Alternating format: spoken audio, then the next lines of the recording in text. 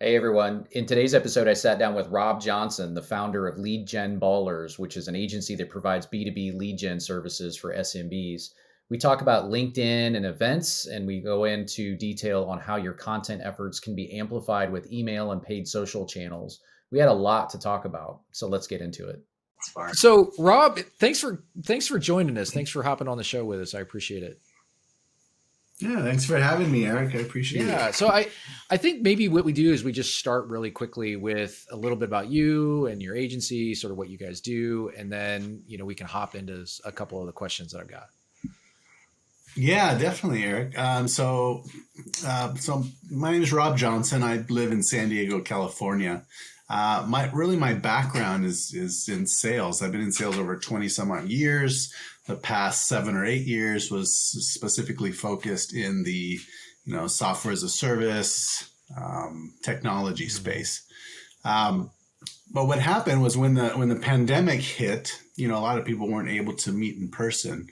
So a lot of folks were looking at getting better at doing digital marketing, right? Utilizing email, utilizing LinkedIn outreach. So I had people approach me, and since this is something that I've done, all my career, asked for some assistance.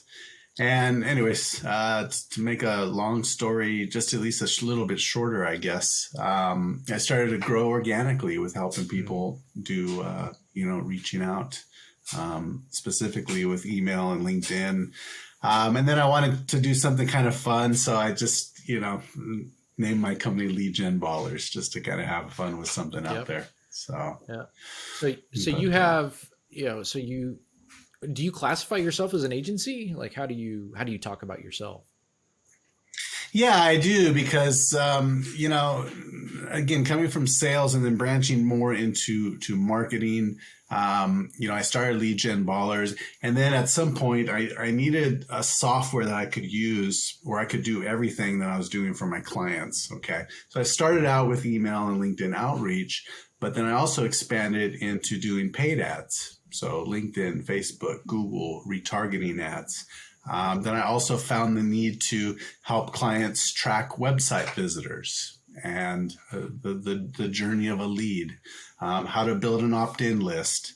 And what I came across was SharpSpring that did all of those things in a nice, neat package. And then I became a SharpSpring reseller. And then, yeah, I absolutely classify myself as not only a lead generation agency, but more demand gen, which lead generation is a part of. Yep. So in terms of how you approach your clients, what's an example? So let's say a client comes to you, they probably have some sort of lead number that they need to hit in the marketing department. And is that what generates the conversation, or is it something else? Like how do clients typically approach you with a particular problem or need? Yeah, so luckily up to this point, most of my business has grown organically. So everything that I've had so far has been kind of word of Mm-hmm. mouth.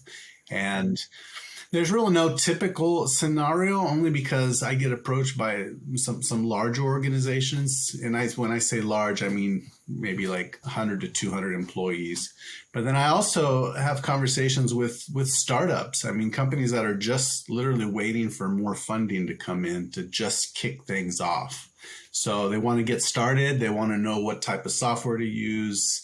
Kind of start their journey as far as branding and really getting a solid base for marketing. So I get those types of clients as well. So it's kind of across the board. Okay.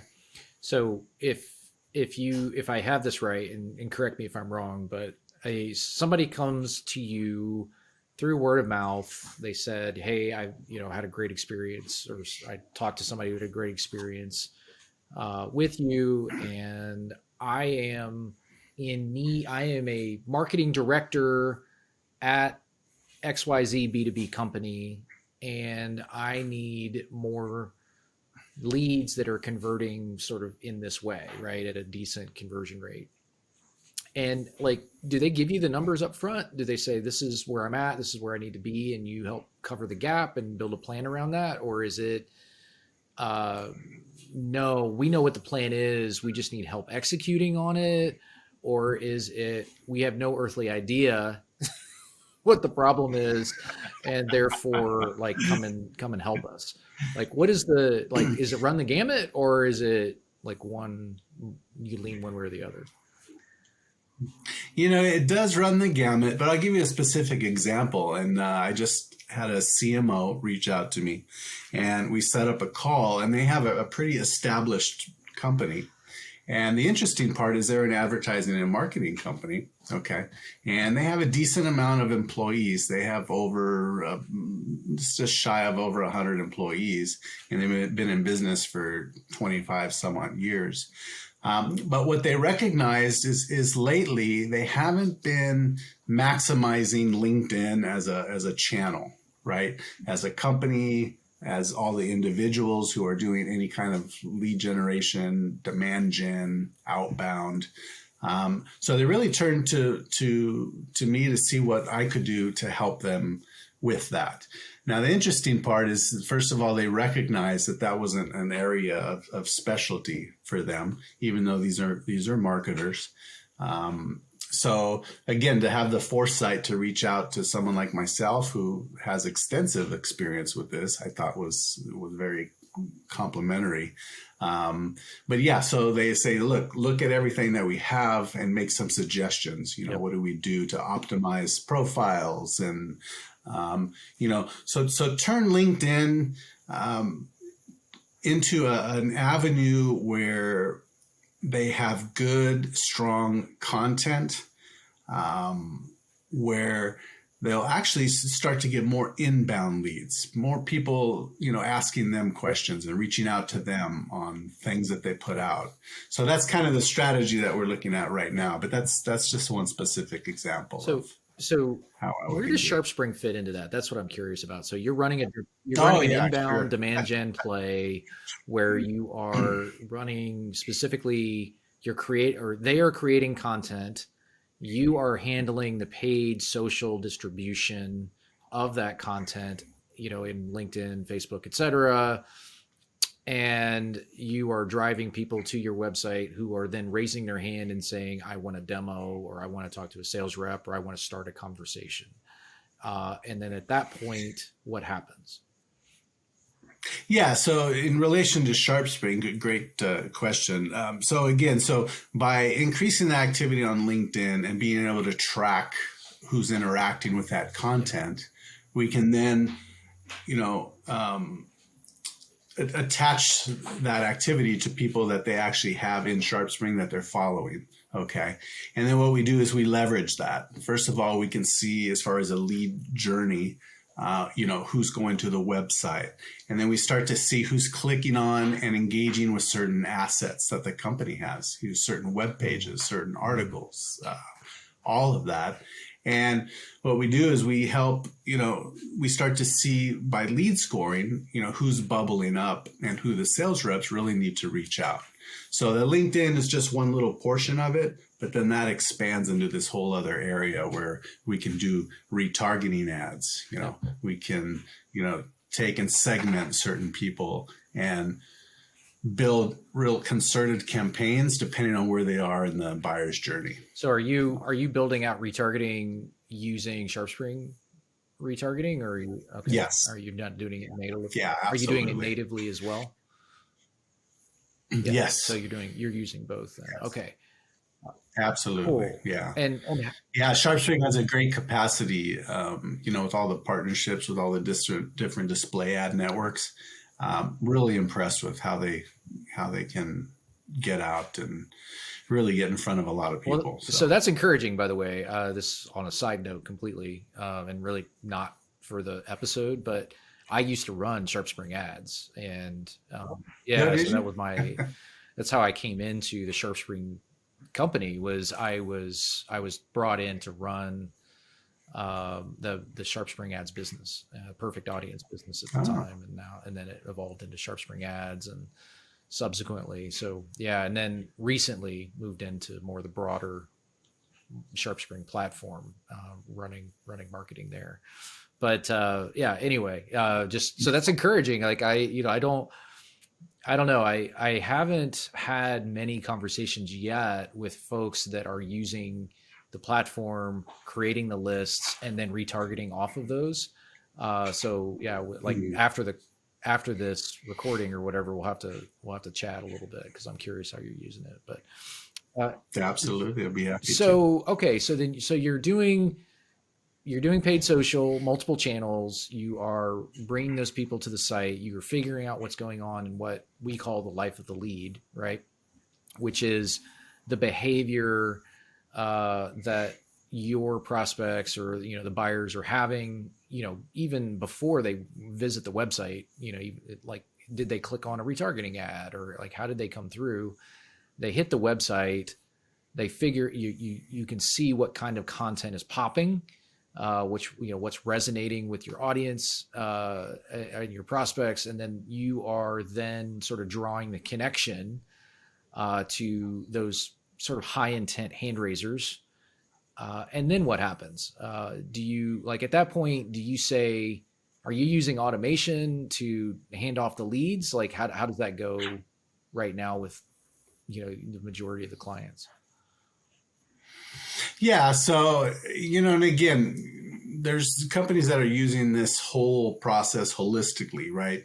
But then there's others that are using just pieces of it because they're kind of building Yeah. into their company and their marketing Yeah. effort. So I'm helping people at all different points, right? Depending on the maturity of their marketing So campaigns. these could be Um, then, like, these could be folks that are already using Salesforce, for example, and their sales team's using Salesforce. They are taking the leads. You're essentially using either the Salesforce integration or you're using Zapier or something to push those leads into Salesforce and then sync them. Is that typically how you're doing it? Okay, That got it. is, yeah, that is definitely. And then even from LinkedIn paid ads, having that integration where we can pull those leads into Yep. SharpSpring and then track them from Yep. there. And then, yeah, once they reach a certain engagement level, is typically the best practice that I use to then push into Salesforce, only to keep Salesforce kind of, uh, coming from the sales standpoint. You really want things in there that's just quality that you Yep. can really focus on and work Yep. on. So I make a concerted effort to really be responsible with what that handoff looks Got like, it. because for BDRs and for the sales account executives too. So So, okay, so I'm going to ask you a question that has been burning on, I think, a lot of the marketers' minds that I've been talking to recently. It's been a hot topic. And that is, do you route the leads that you are getting from the high intent hand raiser, I want a demo folks, directly to an account executive, or do you run it through a BDR team? yeah, so again, there's different scenarios, and this is one point where marketing has to work with Yeah. sales, Yeah. right? So it just depends on how they want that Mm-hmm. handled. Some teams have like a sales leader that everything kind of funnels through first, and then they'll designate and assign certain leads to certain Right. reps. um, they may want to vet the size of company, the management seniority level as to who they give the lead Yep. to. So in those cases, it would go to just one person, and then I have other teams that'll just do a round robin type of Yeah. thing, where you just kind of push them in, and Yeah. kind of who grabs it So first in an gets ideal to run with. world, in a B2B company who has a dedicated sales team, how would you recommend that the sales team handles specifically? And I'm only talking about the high intent hand raisers. I want a demo, talk to a sales rep. Like, what would Yeah. you recommend to a client? So I would recommend feeding it to your higher level Yeah. of sales management, right? A VP of sales or someone of that sort, depending on the volume. Now, I mean, if, they're getting, hundreds of leads per week, then maybe that's a bit of a daunting task to ask a VP of sales to do. Right. But so depending on what that volume looks like would kind of dictate that. Yeah. But It cracks me up. Sales team, so many of our buyer interactions are focused on what makes it more convenient for us as a company, as opposed to what's actually making it more convenient for the buyer to actually buy. And so Yeah. Right. I'm using, by the way, I'm using my own, like I talked to a head of sales. Um, they're doing 40 million or so a year, right? ARR, SaaS business. And this is the exact conversation that we had. I want all of my leads to run through my BDR process. And then I want to figure out, like, once they're scheduled, then I want to get my AE on, because I don't have enough AEs to be able to process, like to deal with all the leads. And the question I asked them was, well, let's take a look at the numbers, because ultimately the number of the high intent hand raisers, we're tending to treat them all equally, as if they were sort of outbound low intent, kind of leads. And what ends up happening, if you look at the numbers, and I just showed it to him, I said, look, the leads for the hand raisers are coming in, and they're not only scheduling, but they're attending a demo and a sales conversation that's like a real sales conversation that fits your ICP at, north of 40%. It's like 44% or something like that. And he looked at those numbers. He said, I mean, his mouth sort of dropped open. He said, well, okay, like I was thinking these were coming through at 15% like everything else, because he was looking at his blended, he was looking at a high level. He Yeah. was just saying everything's coming through. Right. He didn't have it broken down like by, channel or anything else. He was just looking at it and saying, across the board, everything's 15%. And that's absolutely the wrong way to look at it. And so when you break it out and you show them, okay, well, these low intent BDR fed demos are coming in, and they're converting to a DA or, an SQL at something like 15%. And everything else, the high intent hand raisers, are coming through, with urgency, right? These are people that are wanting to know what's going on about your, like, what is your solution? How do I get it? Right? Give me the answers that I need so that I can make some sort of determination. Because, in the back of their mind, or in reality, they've already got a demo with somebody else, right? They've already got a conversation going with somebody else. Sure. If you're not jumping on those, and it takes you an extra 3 days to get through the BDR process to get something scheduled, it is a huge opportunity cost. And so when I showed him the numbers at like 44%, it was a game changer. And that's what sold him on the concept of wiring the high intent hand raising leads directly to an account executive. So they just run them, and, they're on a demo with them. Like, it cut their lead to demo down from like where they were, which is, days and days. I think it was like 5 days, 4 or 5 days, something like that, down to 1. Right. Yeah, that's a great point. You can't look at all these leads as being equal, because, typically you have BDRs that are just kind of smiling and dialing too, right? And they're finding semi-qualified leads. Yeah. But when they're coming through SharpSpring, and you're able to leverage, personas, and all the lead scoring and all that interaction, when they finally get to the point where they are high intent hand raisers, I mean, those are some really qualified leads.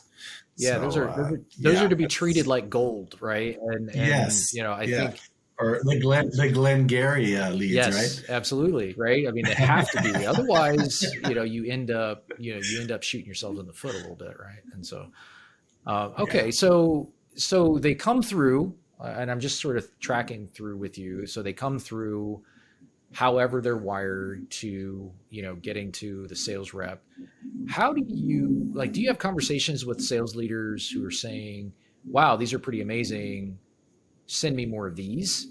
Or do you get into that granularity? Like, how do you, how does your agency sort of justify what you're doing? In other words, right? Like, do you have conversations with like sales? Like, does a sales leader call you up and say, "Wow, give double that number, and I'll be perfect for my target"? Like, how does that work? Yeah, so again, it just depends on the maturity of the relationship and where we are, right? But yeah, I definitely have people sales leaders calling up and saying, wow, this is amazing. How are you finding these people? Right. And they want to take a deeper look, behind the curtain to see what's going on. So that definitely happens. And then, there's always a tweaking process, right? There might be some folks that weren't hitting part of their ICP, even though they thought they were, right? So then we go back and we tweak those things, right? To exclude certain attributes. And, anything with marketing and sales, it's always a learning process. So you're always in the process of learning, getting better. And then there's times what you've been working on so far it stops working, right? And then you got to go back and see what's going on, what's changed. And, so it's always evolving. So yeah, it's kind of always a work in progress, right? You're always trying to get better and deliver that. But, it comes down to ROI at the end of the day. Everybody's looking at the bottom line. What are they paying me and what are they getting out of it? Yeah. Right. What deals are closing? How much are those worth? Right. How many leads they're getting? How many at bats their salespeople are getting? And, so it can be any one of those things, but typically it always comes down to ROI. Yeah, always. Right. So when you measure that like a LTV to CAC, like how do you measure ROI when you're talking to a sales leader? Yeah. So typically it's, the companies that I work with usually have larger, deals that they're working on. So we're always looking at, and it's funny because it always comes down to, who's closing and how that's actually, going through the funnel and turns into real dollars, which is interesting because then, it comes back to me putting on my sales hat and ask more questions. How long is it before this prospect's being followed up on? How are you following up on? So, and then the metrics can be any one of different methods, depending on what the client wants to see. But typically what I'm doing is being compared to what they were doing prior to me getting involved. So it really comes down to the number of qualified leads, kind of at the end of the day. Because if you're getting the right leads and you're getting the right team in front of them, then, closing deals it's gonna go up faster. So just for the audience, and we're talking about a B2B audience that's, sorry, let me rephrase. Just for the audience's purposes, and I'm thinking about a B2B company. Are you, what kind of close rates would you typically expect looking at, a company that's got I'm making this up, but a $30,000 ACV product? What kind of close rates would you typically be expecting from the sales team based on, a reasonably decent, hand raiser that's coming to the website and filling out a demo request form? That's a tough question, Eric. I know there's so many and variables. It's really more of like maybe a range would be easier to talk about, but I think it's important, right? Because a lot of B2B companies don't realize, or they don't know what to measure against, especially if they're earlier on, right? True. They don't know if they're doing well or not in a lot of cases. And I'm just kind of curious, what have you been seeing in the market? I would say, oh man, I would say if you can see 10 to 15%, that's huge. So I would kind of look at that as kind of a goal. But again, there's just so many, it depends on the product and the service, depends on the quality of the sales team. Right. Right. Because, there's so many factors involved, but that's what I would look at. Okay. So these would be people that are in a B2B and a B2B company that is got a sales-led motion, typically not like a product-led or anything. This would be a sales-led motion. And average ACV would be what? Ballpark?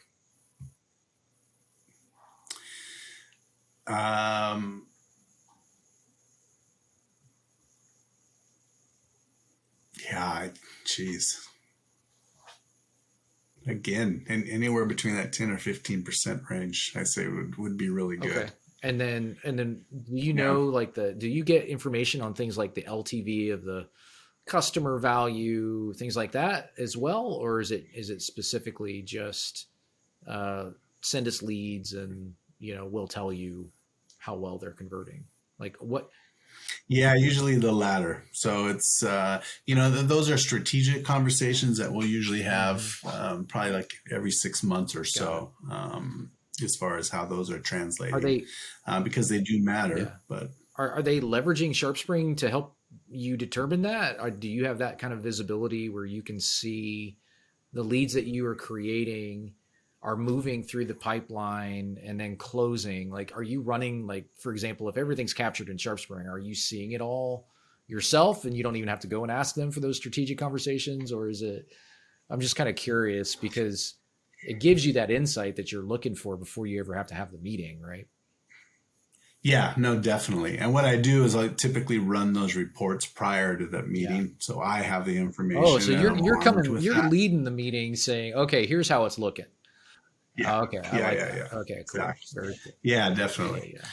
Yeah. So again, by having that information available to Yep. me within Yep. SharpSpring to have those kind of strategic Got management it. level conversations is extremely That's helpful. cool. But then again, the clients have access to those reports Yep. as well as others. And, Sweet. um, That's cool. we mash it out. Yeah. Yeah, absolutely. So okay, so let me change the subject because I think this is interesting to me, and probably for anybody who's listening. That there's um, I think there's a real conversation that's happening right now in how do I scale this kind of behavior that we just talked about? Like, how do I scale more of those people that are hand raisers coming to the website? Because everybody knows, like intuitively, and obviously you can see the numbers that those are going to be the best types of quality, that you're going to ever get as a sales team. And like I said before, I sort of made this joke. I don't know when it was, maybe 6 months ago or something, where I said something to the effect of like when your sales leader counterpart, in your company calls you up and says, hey, let's go get some coffee. Let's talk a little bit. That's when you've hit like gold, right? Because otherwise they don't have the time of day, right? I don't want to talk But to you. yeah, but if they're saying, oh wow, okay, I'm hitting my quota and my sales team is on it, and like all we need to do is get more of these, right? They want to start digging into that and understanding that more.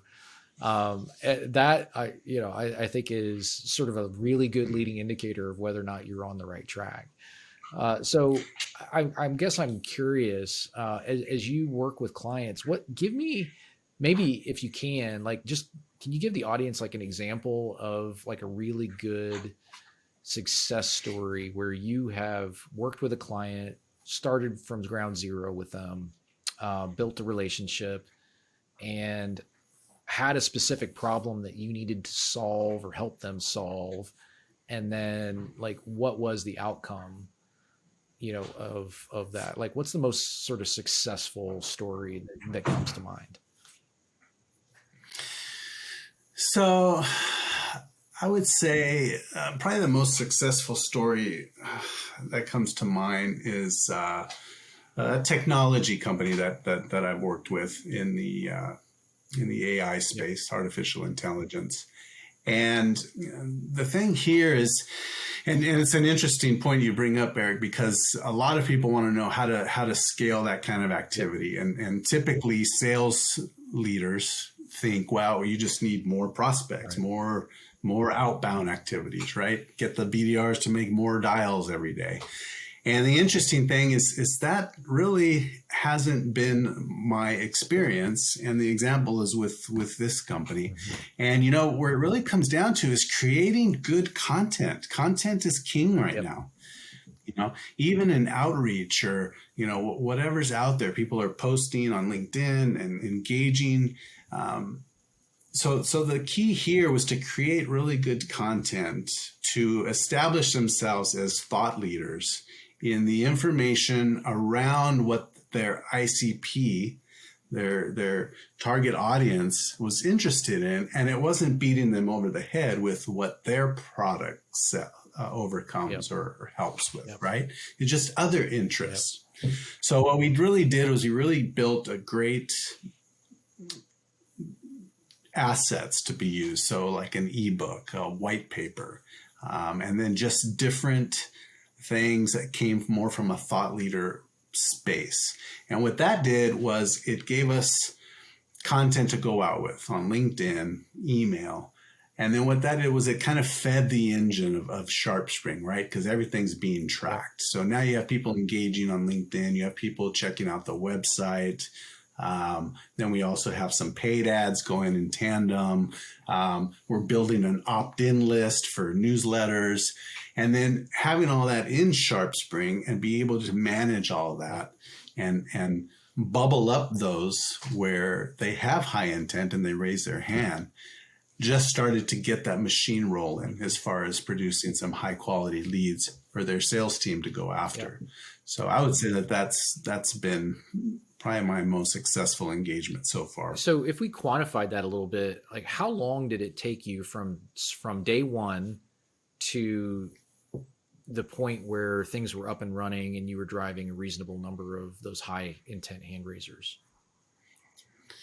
So it took probably about 5 months to really get rolling, because again, we had a lot of things to build at the beginning. So you had zero assets as well to mark. Okay, Yeah. so zero creative assets, zero pages, zero landers, zero like you literally from nothing created a inbound like demand gen strategy and executed on it so that 5 months in you were hitting a number that was sort of showing up on the radar for the sales team, and you were able to point that they were, I would guess, probably converting at least 3 times better than the rest of the stuff that they were doing. Like, I don't know.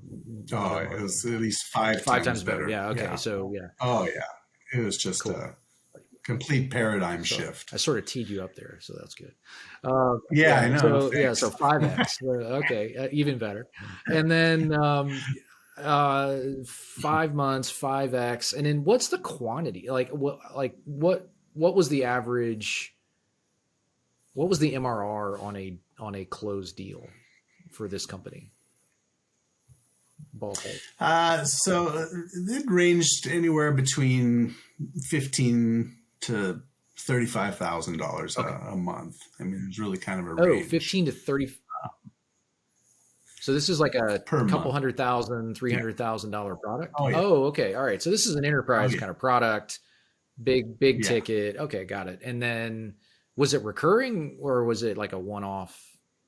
This is a SaaS? Recurring. Okay, got it. Yes. Yeah. Okay. Exactly. So, and then, and so the numbers started to get pretty, pretty big. That's awesome. And then, like how many leads of those types of hand raiser leads were you driving at like month 5?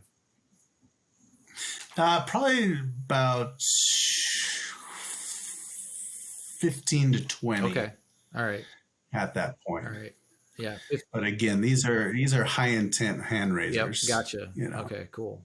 So and it became very meaningful. Did they typically close faster? Like I'm assuming you could just like hop into SharpSpring and see like what the sales cycle looked like and the pipeline velocity, how fast they were moving through. Like were they moving through faster than some of the other stuff?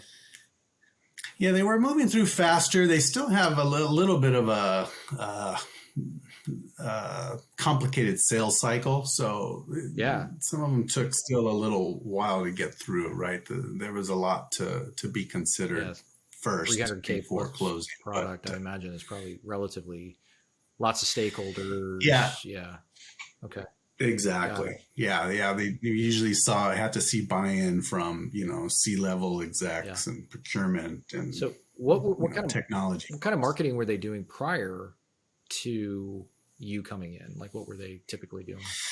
Yeah, so it was typically the old school fashion where you hire a bunch of Yeah. salespeople Okay. and say, okay, go out Yeah. and you need to go You're just find pounding, yeah, leads pounding the and phones and doing the outbound yeah, model, Zoom info data or whatever, and calling on them. Yeah, got exactly. it.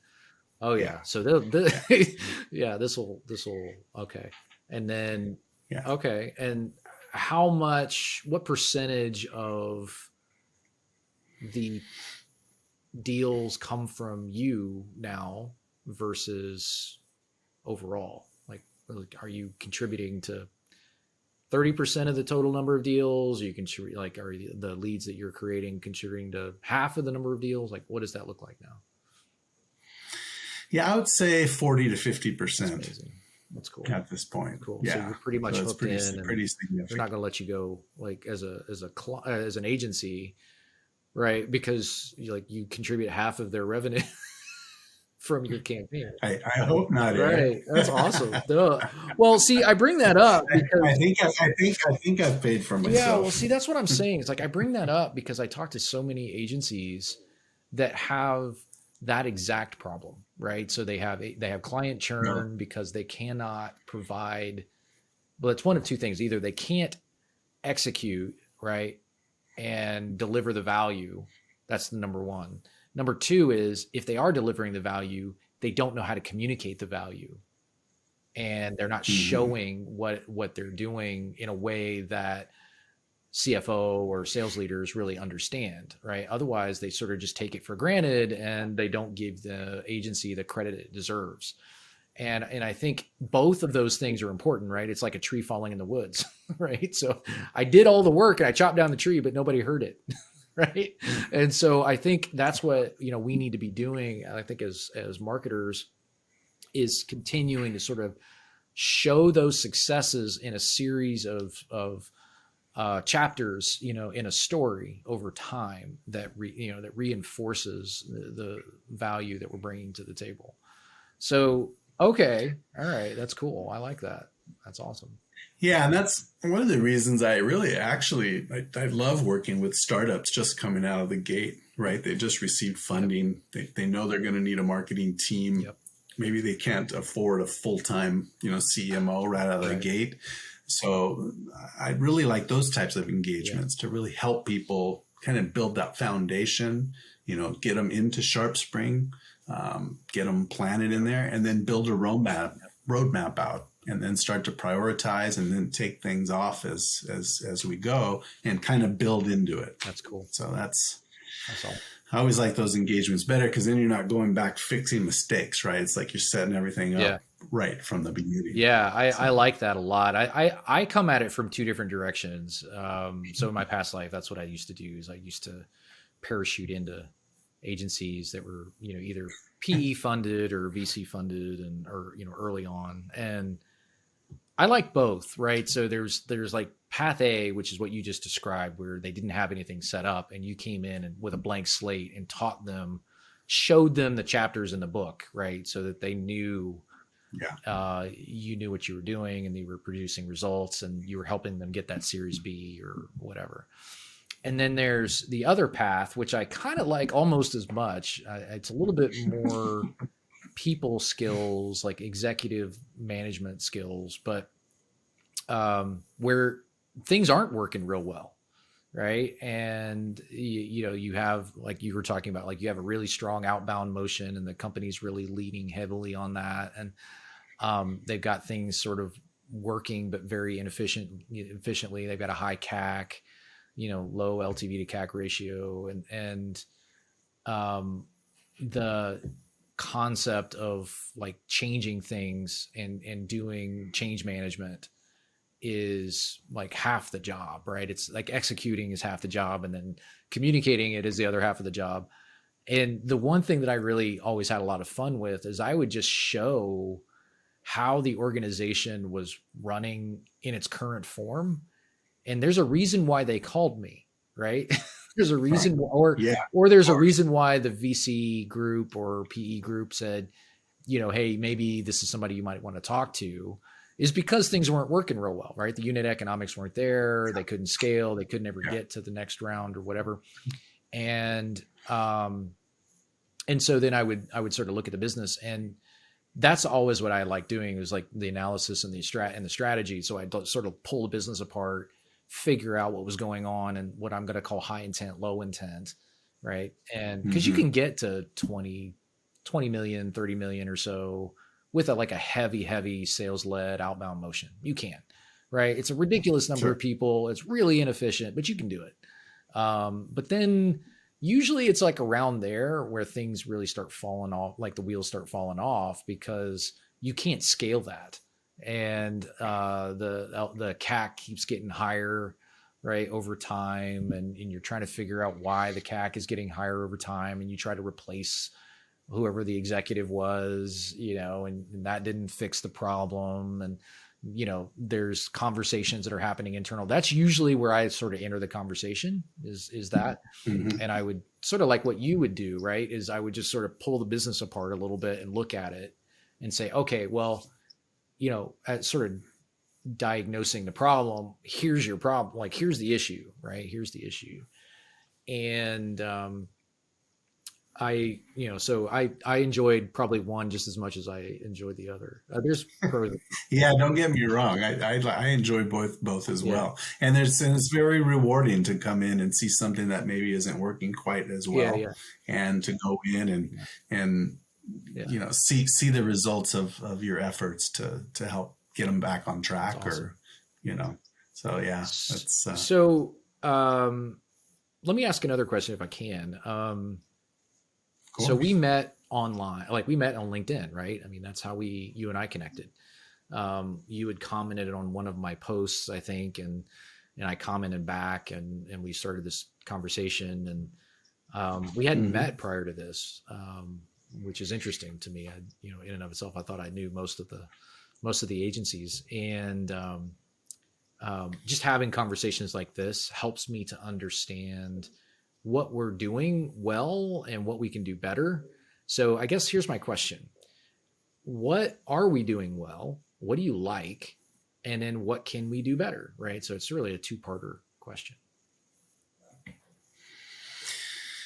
So yeah, SharpSpring does a lot of things well, and one of those things you alluded to before when you were with the perfect audience portion was kind of separate from Mm-hmm. SharpSpring.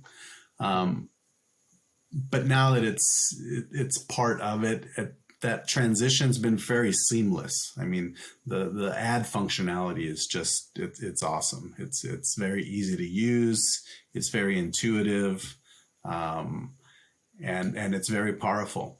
So I would say that aspect of SharpSpring in and of itself is just really they deserve a pat on the back. So you like What I'm excited to the SharpSpring ads functionality that allows you to be able to do retargeting within the platform, so you don't have to use an extra tool or another ABM solution or anything else to be able to do retargeting to your core audience. Okay, got it. All right. Definitely. And even when it comes to doing like Facebook ads, when you go in to set all that up, even the UI, it looks exactly like you're in Yeah. Facebook. So it's easy to relate to and easy to do. Mm-hmm. So I would say major kudos to SharpSpring for that. That's great. What I'm really excited to see is, the influence with Constant Contact, now that Constant Contact acquired Yeah. SharpSpring.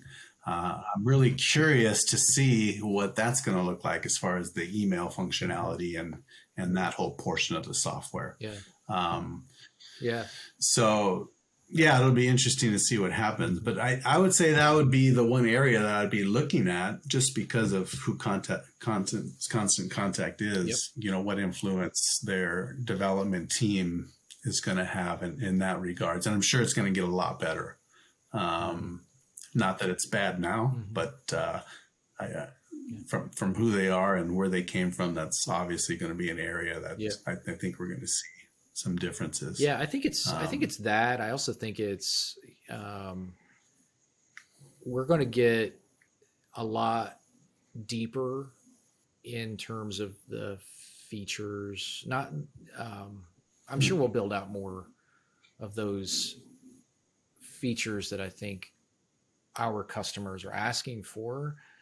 When I think about the roadmap, though, I think as much as anything, it's about getting deeper with the the stuff that we already do well, right, and just getting better at it, Mhm. and continuing to make it, iterate and evolve on it. Because I think there's so many products that are out there, and other tech companies that are out there, marketing automation companies that are out there, that sort of roll out the thing and sort of like wave, marketing goes and does its thing, and uh, you know, touts the new product, and they get to check off the box in the feature set, but they don't really get deep in terms of functionality, and they don't really build it out like fully to its, to its fullest extent, the way that I think we are striving to do, Yeah. because we are our own customer.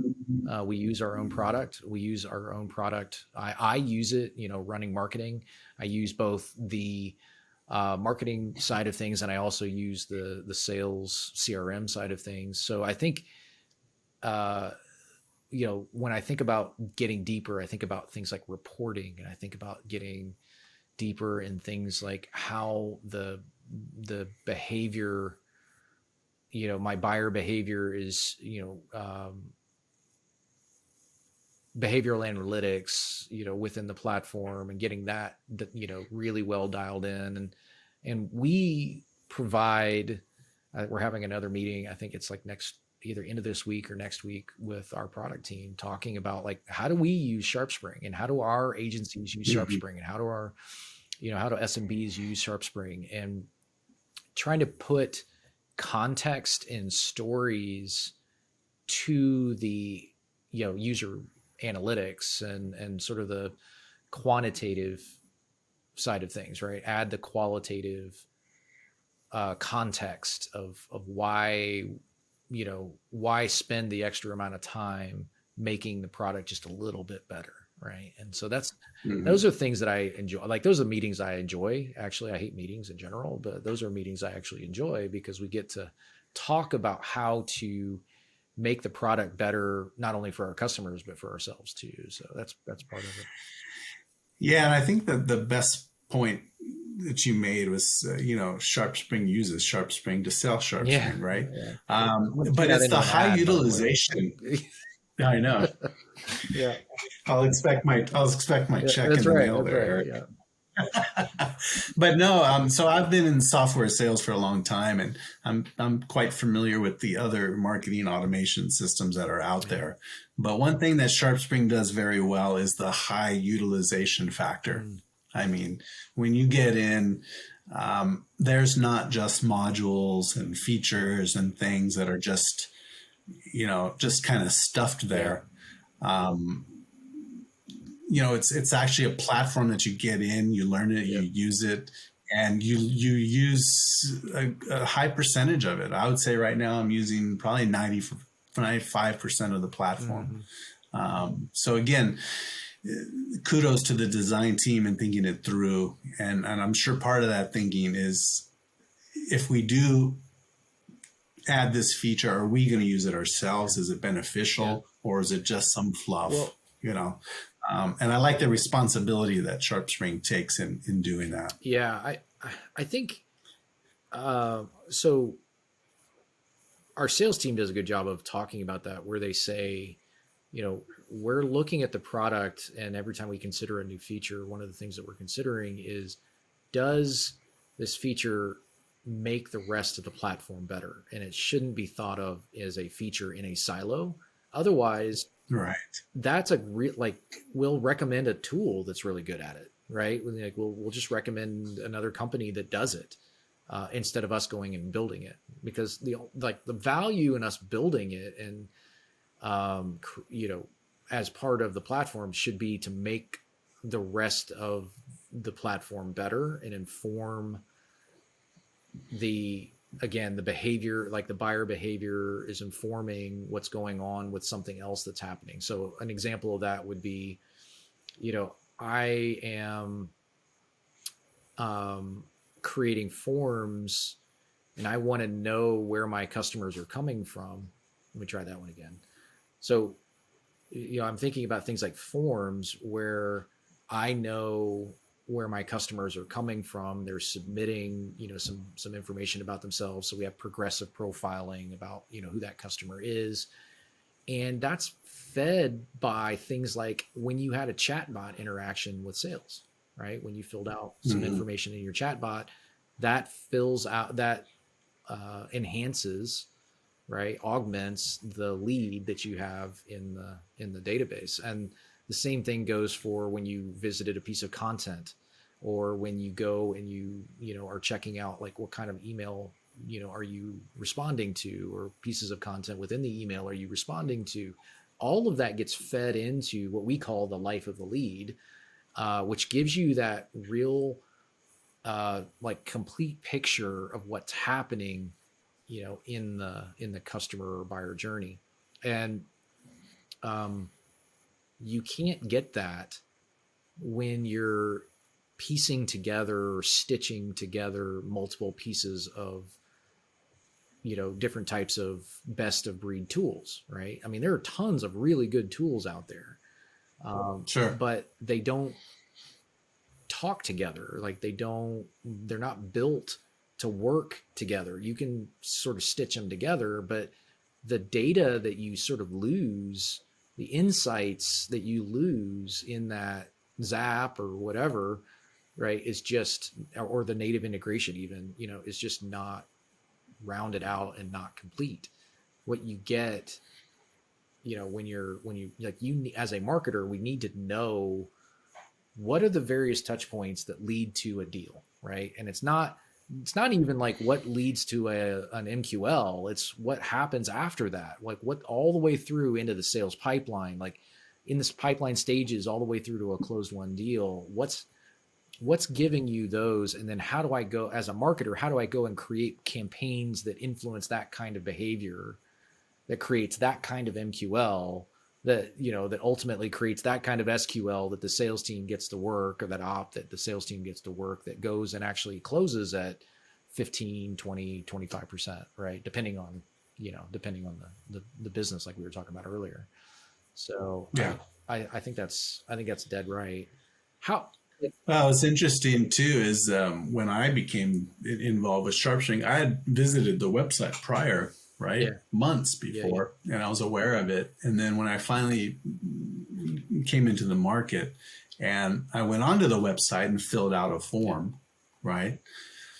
But as soon as I did a demo with the SharpSpring representative, they showed me what my life of the lead looked like. Mm-hmm. So even though I was there months ago and they didn't know who I was, they didn't have any information on Yeah. me, right? As soon as I filled out that Yeah. form, then it connected That's everything. right. And it was just great.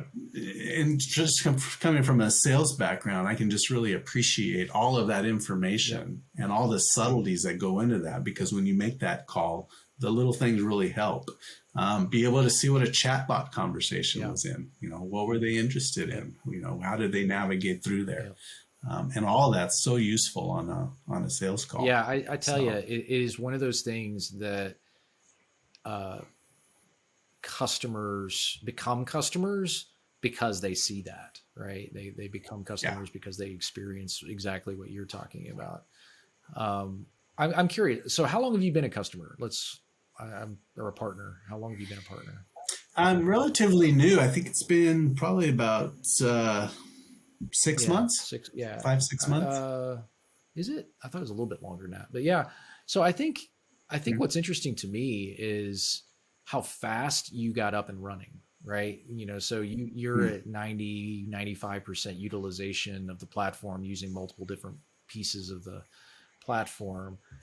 That, like, to me, is fast, right? I mean, you went from Hmm. zero standing start, like day one, you got into the onboarding process, and then all the way through to that kind of usage of the platform. What was your experience like with onboarding? I always like to ask this question because, Hmm. especially while it's still fresh in people's minds, like, what was your experience like with onboarding? Like, was it, did it get you what you needed? Like, talk me through that real quick. Yeah, so onboarding was a great process. I had a nice young lady that was helping me go through the journey. I met with her twice a week for 30 minutes. Mm-hmm. Um, and SharpSpring really had a great, methodology of what to do first. And then, because at first it can be really daunting, right? It's like moving into a new house. I mean, you got to figure out everything you have, what you're going to move in, what you're Staring not. at the blank You have to, walls. Yeah. you have to set up your email Yep. address and, put some code on the website and do all that. But yeah, systematically over the onboarding process, which, gosh, it's been a little while. I think it's about a month. Um, but it was very easy and seamless. And one of the reasons I learned so much is I was also onboarding a new client at the same time that I was being onboarded. So in doing it for myself, I was also doing it for the Mm-hmm. client, which really helped me learn a lot faster. Mm-hmm. And then be able to come to the meetings with my onboarding specialists, with specific questions. How do I do this? How do I do that? Yeah. And but yeah, the onboarding process was fantastic. There were some areas and some questions where we had to involve some technical folks from the SharpSpring team, and the response was just really, really That's good. cool. And yeah, it became very obvious that everybody inside of SharpSpring just really works well as a team together. Mm-hmm. So the experience was phenomenal. I'm sorry, who'd you work with on the onboarding team? Do you remember what her name was? Oh boy, you're going to put me on the spot here. That's okay if you don't remember. Was it Sophia? Sophia, yes. Sophia, Yes. yeah, she's a rock star. Okay, got it. Yeah. Yeah, Yeah, very she cool. was awesome. Good, good, good. So, okay, so you had a good onboarding experience. You got up and running. You were actually sort of dual rolling it, right? So you were doing your own onboarding as well as your client's onboarding, which is always fun, right? It's always interesting because you're asking really practical questions of like, how do I solve a real problem that my client is facing right now? Exactly. And so you had that experience. You got into you got into the platform. I guess what is like if you were to point to one thing that you love, like you use lots of different marketing automation platforms, you talk to lots of different companies that are out there, you've used different tools, right, as an agency. What's the one thing that you point to and you're like, I can't live without this one thing? Like or I love this one feature. Oh boy, just one, huh? Um, well, I like the comprehensiveness of the software, and that's what I was really looking for. Mm-hmm. Because, like you said, there's a lot of tools that can do little bits and pieces, but to be able to have everything all under Yeah. one platform is very powerful. Yep. Um, Gosh, just one thing. Um, Well, I really like because I do a lot of stuff on LinkedIn as well for clients. And I think being able to kind of track and have that engagement tie into the people I have in the database within SharpSpring, I would say that would be the number one thing that I, at this point, couldn't live without because it becomes so powerful. Yeah. It really shows it's really an indicator of engagement that's been really useful. I think it makes your job easier as an agency as well when you can show your client or potential client, here's how it works and here's what you need and here's what you're missing out, because most companies don't have that visibility, right? They don't have that view, that holistic view of what's happening all the way from a campaign, through to a closed won deal. And I think as marketers, like that's the thing we need, right? We need to be able to fit together the pieces of the puzzle in order to be able to really recreate that kind of behavior that's giving us the kind of leads we need and the deals that we need. So that's cool. Definitely. So I guess we're way over. Sorry. I looked at the clock here and we've just been kind of talking through stuff, but do you have any questions for me? Anything that I can help you answer, or any just general curious about things?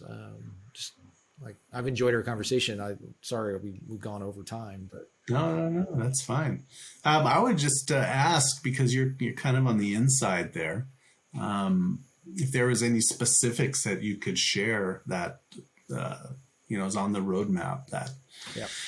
that along the lines of the conversation we've had, that you might think would be something relevant, or you know exciting coming up. Yeah, so Um, I can tell you that we have quite a few things that are pretty cool, that are coming up. I What I can't do is talk about it on a podcast yet, but I can say that we are going to be doing a partner communication webinar here not too long, in the too distant future. If you want me to add you to that list, I can definitely add you to the beta list. That you can get please some, do. yeah, get some pre notice. But yeah, like I love our product team. Like, sometimes you're in companies. I've been in companies in the past where marketing and product are kind of like always doing this, and Yeah, I just don't feel that way right now, which is cool.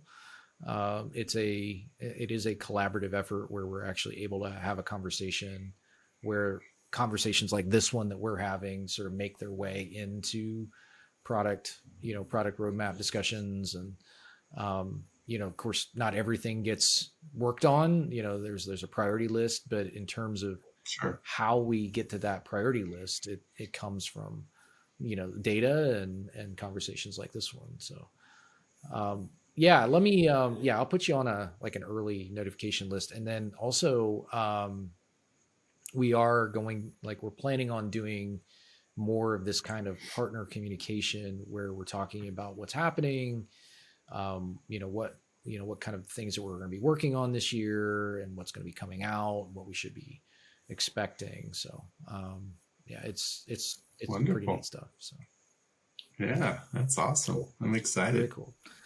Well, I thank you so much. I appreciate this. We're gonna have to do it again here before too awful long. And you get any kind of questions you have or anything like that, I'm always around. Let me know. Or if I can't answer it, I can always put you in contact with the right person. So Wonderful, cool. Eric. Well, thanks for having me. It's been a blast. Yeah, Thank you. Rob, I appreciate it, man.